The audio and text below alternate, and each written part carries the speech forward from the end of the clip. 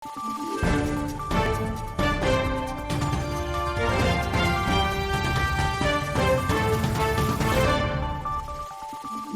araw, Pilipinas! Ito ang Valiente News hatid sa inyo ng Office of the Vice President.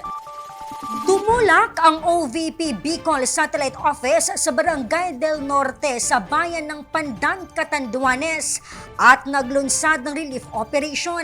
Naging prioridad sa aktibidad ang mga senior citizen. Ang detalye, alamin natin sa ulat ni Jera Gomez. Tumulak ang OVP Bicol Satellite Office sa Barangay del Norte sa bayan ng Pandan, Catanduanes upang mamahagi ng food packs sa mga residenteng apektado sa pananalasa ng Bagyong Uwan noong nakaraang taon. Isa ang 37 years old na si Sherry sa 142 na mga individual na nahandugan ng food packs ng tanggapan. Malaking tulong din po ito kasi sa sobrang hirap. Maraming salamat.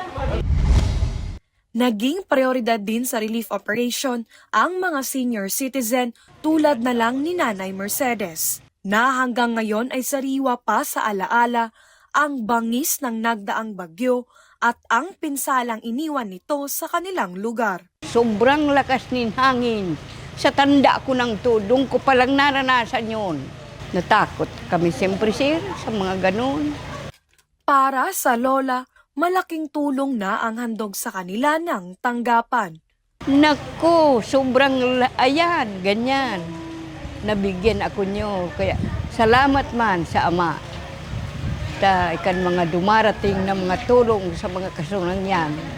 Salamat man po, ma'am. Naintindihan man kami nyo dito sa Catanduanes. Salamat. Ako po si Jera Gomez, lahat para sa Diyos, bayan at pamilyang Pilipino. Valiente News.